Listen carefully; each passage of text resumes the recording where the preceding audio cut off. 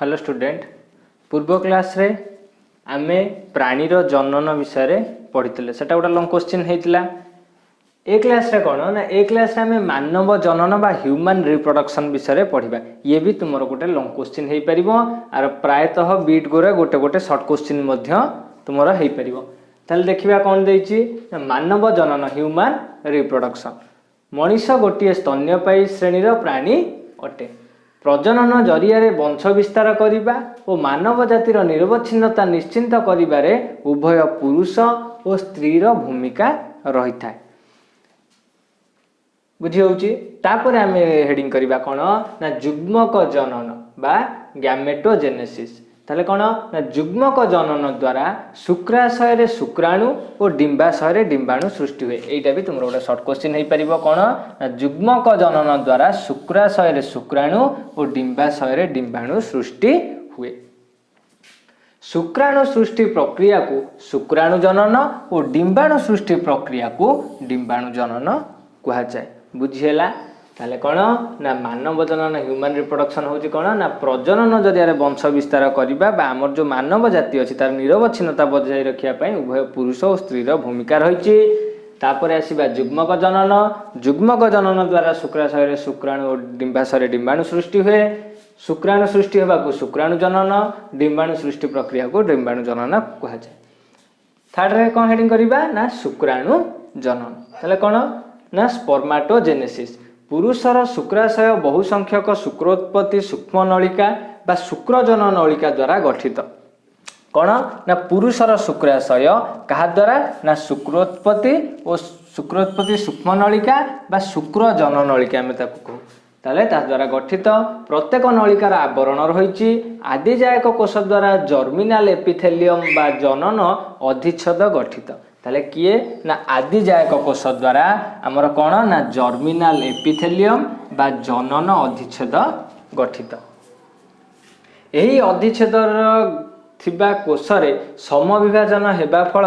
उत्पन्न कोष गुड़ी को मूल शुक्राणु कोष बोली आमे कहू कौन ना जो उत्पन्न हुए कोष ताको आमे मूल शुक्राणु कोष बोली कहू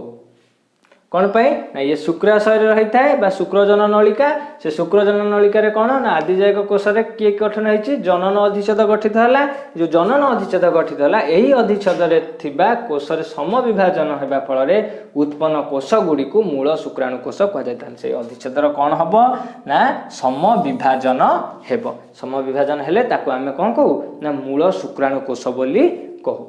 यही प्रक्रिया हेउथिबा प्रावस्था को प्रगुणन प्रावस्था कहा जाए ताहले उत्पन्न कोष को आमे कहिले मूल शुक्राणु कोष ए जो प्रक्रिया रे उत्पन्न हेउथिबा प्रावस्था को आमे कोन कहू ना प्रगुणन प्रावस्था बोली कहू अनेक मूल शुक्राणु कोष गठित होला परे एही कोष गुड़िकर आकार वृद्धि पाई थाले जेतेबेले कोष गठित हेबो कोषर आकार वृद्धि पाइबो कोषरे वृद्धि होई एक निर्दिष्ट आकार रे पहुँचले ताको आमे कोन ना प्राथमिक शुक्राणु कोष बोली कहू जेतेबेले कोष बढ़ी किना गोटे निर्दिष्ट कोष रे पहुँचबो बा निर्दिष्ट आकार रे पहुँचबो ताको आमे कोन कहू ना प्राथमिक शुक्राणु कोष बोली कहू तापर बिटे कौन ना मूल शुक्राणु कोषर वृद्धि होई प्राथमिक शुक्राणु कोष हेबा पर्यंत अवधि को वृद्धि प्रावस्था कहा जाए ताले काहा को वृद्धि प्रावस्था कहला ना जेतेबेले मूल शुक्राणु कोष वृद्धि होई कौन हबो ना प्राथमिक शुक्राणु कोष रे परिणत हेबा हला कोष हेबा पर्यंत अवधि को थाले ए जो मूल शुक्राणु कोष प्राथमिक शुक्राणु कोष आ भितर जो टाइम रहिला बा समय अवधि रहिला ताको हमें कोन कहू ना वृद्धि प्रावस्था बोली कहू तापर हेडिंग करदबा हेडिंग करदले देखिया तापर पॉइंट कोन एहा परे प्राथमिक शुक्राणु कोष रे अर्ध विभाजन प्रक्रिया होई थाए एही विभाजन फल रे गोटिए प्राथमिक दुईटी द्वितीयक शुक्राणु कोष रे तैयारी हुए ताले कौन हैला ना प्राथमिक शुक्राणु कोषर कौन हबो ना अर्ध विभाजन प्रक्रिया हेबो अर्ध विभाजन प्रक्रिया हेले एही विभाजन रे कौन हबो ना गोटिए प्राथमिक शुक्राणु दुईटी द्वितीयक शुक्राणु कोष रे डाइवर्ट हबो बा तैयारी हेबो तापर अपन देखिबा यही कोषर गुणसूत्र संख्या अर्धेक एन होता है ताले कोषर गुणसूत्र संख्या कौन हो ना अधा हो ताको आमे कौन कहले ना एन बोली कहले द्वितीय अर्ध विभाजन और प्रथम अर्ध विभाजन परे परे होता है ताले द्वितीय अर्ध विभाजन प्रथम अर्ध विभाजन परे परे होता है यह सम विभाजन प्रक्रिया भली होता है किए ना द्वितीय अर्ध विभाजन का पर होता है ना प्रथम अर्ध विभाजन परे परे होता है यह का भली ना सम विभाजन प्रक्रिया भली होता है जदि सम विभाजन प्रक्रिया मन नथिबो ताहले पूर्व क्लास रो वीडियो देखिदब ताथिरे हमर सम विभाजन प्रक्रिया मध्य किछि कुआ जायछि आ पढ़ा जायछि यह फल रे द्वितीयक शुक्राणु कोषरु दुईटी प्राक शुक्राणु कोष तैयार हुए जेते बेले ये कोन हैला ना द्वितीयक अर्ध विभाजन द्वितीय अर्ध विभाजन केमिति हैला ना सम विभाजन प्रक्रिया भली हैला तापर कोन हैला ना यह फल रे जो द्वितीयक शुक्राणु हमर एठी तैयारी हैला से द्वितीयक शुक्राणु कोषरु दुईटी प्राक शुक्राणु कोष तैयारी हुए दुईटी प्राक शुक्राणु कोष गतिहीन प्राक शुक्राणु कोषर विभिन्न रकमर परिवर्तन और परिवर्धन अर्थात विभेदन हेला परे ताहा एक गतिशील शुक्राणु हेबा पर्यंत समस्त प्रक्रिया को स्पर्मियोजेनेसिस कहा जाए ताले एठी टिके बुझ कोन देछि ना गतिहीन प्राक शुक्राणु ए जो द्वितीय शुक्राणु कोषरु दुईटी प्राक शुक्राणु कोष सृष्टि हैला बा प्राक शुक्राणु कोष तैयारी हैला ता धेरु कोन ना गतिहीन प्राक शुक्राणु कोषरे माने जो कोषटा गति करि पारु नथिबो सेठी कोन हबो ना विभिन्न रकमर परिवर्तन और परिवर्धन अर्थात विभेदन ए जो परिवर्धन को आमे कोन को विभेदन बदली कहिबा ये हेला परे कोन हेबो ना ताहा एक गतिशील शुक्राणु हेबा पर्यंत ए जो आमर कोन ना गतिहीन प्राक शुक्राणु कोष कौन हम ना गतिशील शुक्राणु कोष हेबा पर्यंत जो प्रक्रियाटा रहिला ताको आमे स्पर्मियोजेनेसिस बोली कहू बुझेला स्पर्मियोजेनेसिस कौन शॉर्ट क्वेश्चन भी गोटे आसीबो तापर पॉइंट कौन ना प्राथमिक शुक्राणु कोषरु शुक्राणु सृष्टि हेबा पर्यंत अवधि को परिपक्वन प्रावस्था कहा जाए ताहले प्राथमिक शुक्राणु कोषरु कौन ना शुक्राणु सृष्टि हेबा पर्यंत अवस्था को आमे कौन कहले ना परिपक्वन प्रावस्था बोली कहले से जो समय अवधि को तापर हेडिंग करिया कौन ना शुक्राणु बा स्पर्म कौन ना शुक्राणु एक लंबा लांज विशिष्ट कोष अटे देखिबो बही रे ता चित्र देइछि ताको देखिकी बुझिया को चेष्टा करिवो ये कौन ना शुक्राणु एक लंबा लांज विशिष्ट कोष अटे यार तीनोटी अंश रही यथा अग्रखंड बा हेड मध्यखंड और लांच सेटा एई भलिया चित्रटा हेइथिबो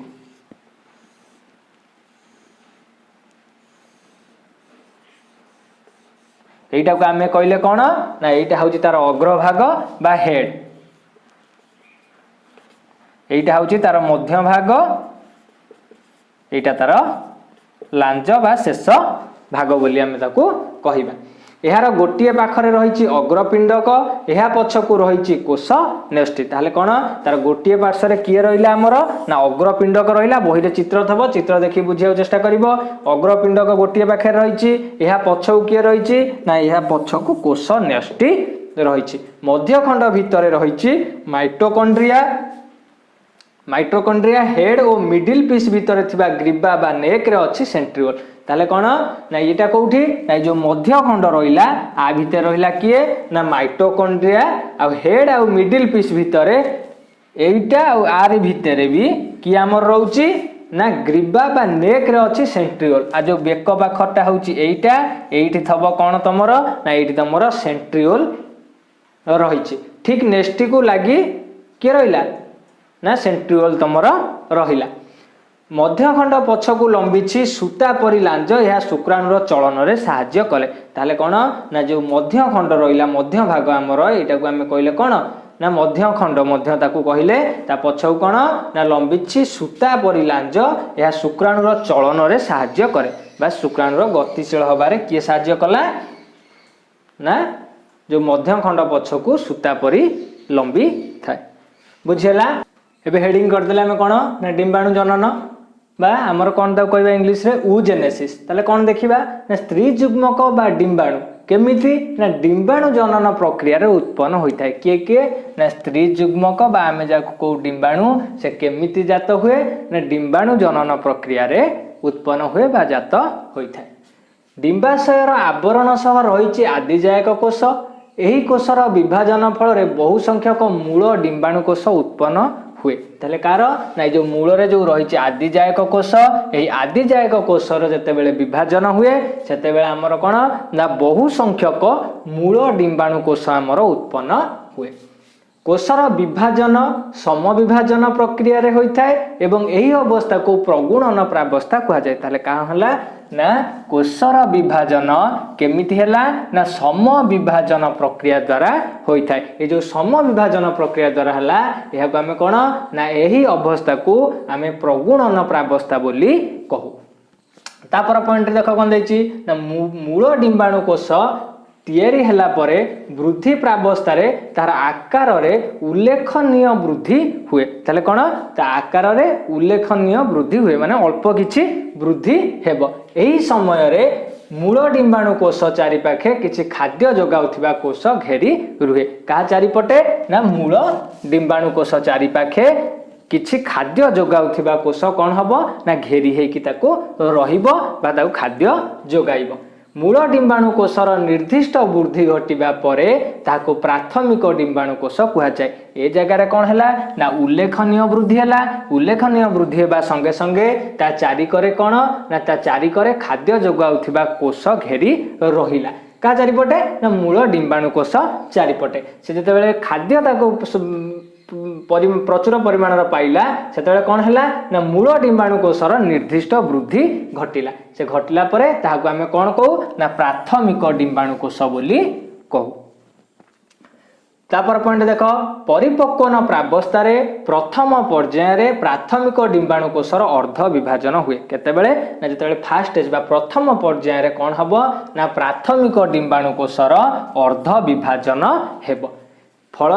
दुईटी अपत्य कोष जात हम जितेबाला तार अर्ध विभाजन है आमर केतोटी अपत्य कोष ना दुईटी अपत्य कोष जात हेब जो अर्धेक संख्यक बा एन गुणसूत्र रहिबो। ये जो कोष दुईटी अपत्य कोष जात हेब ता देहरे केते रहिबो ना अर्धेक संख्यक एन गुणसूत्र रहिबो। जदि परिपक्वन